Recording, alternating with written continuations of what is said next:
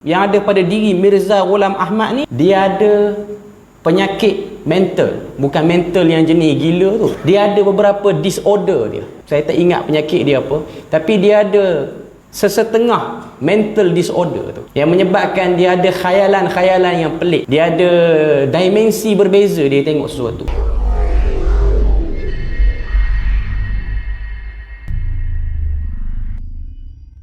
Untuk Qadiani ni, kalau kita cuba Google tengok lepas-lepas ni, dia orang ada pengenalan dia orang sendiri, maknanya ada logo dia orang sendiri.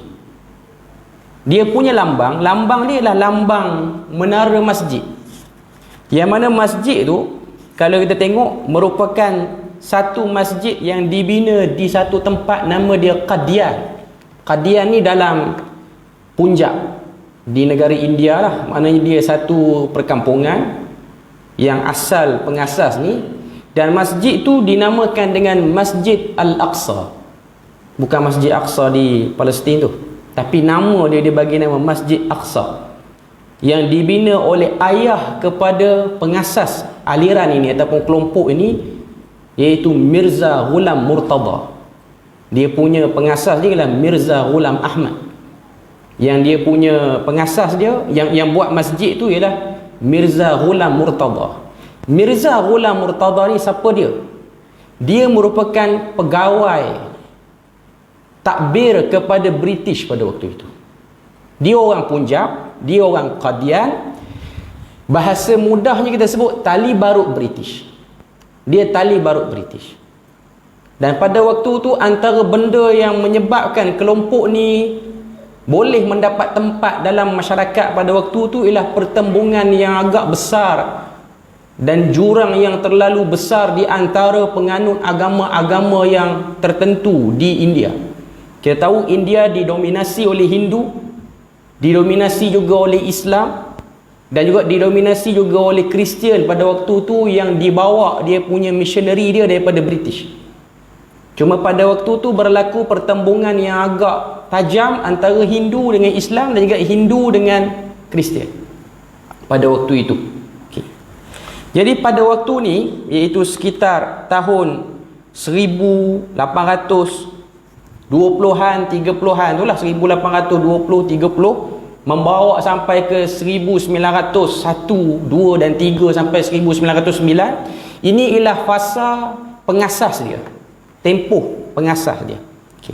Kalau tengok Mirza Ghulam Ahmad, anak kepada Mirza Ghulam Murtada ni, yang merupakan pegawai takbir pada British, dari segi sejarah kehidupan dia anak pegawai yang kehidupan dia agak tersusun elok, dengan sebab family dia pun, orang kata apa, bukan family orang-orang bawahan, orang atasan.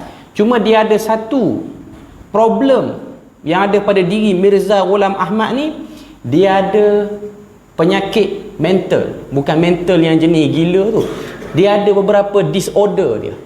Saya tak ingat penyakit dia apa, tapi dia ada sesetengah mental disorder tu, yang menyebabkan dia ada khayalan-khayalan yang pelik. Dia ada dimensi berbeza dia tengok sesuatu. Memang ajaran-ajaran sesat ni, kita tengok pengasas dia, kebiasaannya ada masalah kesihatan mental disorder, kebiasaannya. Cuma mental disorder ni, orang Melayu dia akan faham orang gila betul lah, yang berjalan tak apa nak pakai baju, yang tu tak akan asaskan agama apa-apa pun. Mental disorder ni dia macam-macam. Sebab tu kita akan tengok ada orang dia ada mental disorder yang dia rasa superior, dia paling kemah, dan dia memang cerdik, terbukti kalau suruh belajar, suruh apa, dia boleh perform, dia boleh jawab exam dengan baik. Cuma bila mana mari waktu-waktu kejam dia tu, dia akan buat dakwaan ke, dia akan susun apa-apa benda yang benda tu memang mengganggu gugat ketenteraman awam.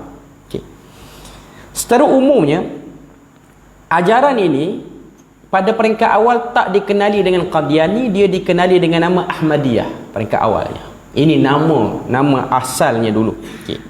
Yang mana kita tengok Mirza Ghulam Murtada, ayah kepada pengasas ajaran ni, iaitu Mirza Ghulam Ahmad, dia pada waktu tu ialah cenderung kepada Islam. Mereka ni dari segi kehidupan, dari segi luaran kita akan tengok dengan pakaian dia, mereka mirip pada orang Islam. Kita tak boleh nak trace Mirza Ghulam Ahmad ni dia Sikh ke? Sikh lah. Okey. Yang diasaskan oleh Guru Nanak tu, ada satu agama Sikh, dia combine antara Islam dengan Hindu. Okey. Cuma kalau kita tengok mereka cenderung kepada Islam, cuma pembawakan mereka ialah pembawakan berbentuk kesufian. Dan kadang-kadang ada unsur kebatinan pembawakan dia. Okey. Jadi pada waktu ni kalau kita tengok British memang suka dengan kelompok Islamis yang tak suka buat masalah. Kelompok Islamis yang ada trend suka jihad, amaliyah istishhadiyah, suka benda-benda yang naik semangat, benda-benda yang bersifat harakah apa-apa semua ni, British sangat-sangat bermusuh dengan kelompok macam ni. Tapi kalau kelompok Islamis, golongan Islam yang bersifat dia nak ibadah, dia nak duduk masjid, dia nak sibuk berzikir, dia nak kempen orang supaya jangan cari pasal dengan pemerintah, yang ni kebiasaannya akan diberi perlindungan yang baik oleh British. Bahkan setengah-setengah keadaan British mendanai kumpulan ni sehingga dapat buat tempat khusus yang mereka boleh berkumpul, boleh buat masjid ke apa-apa sajalah.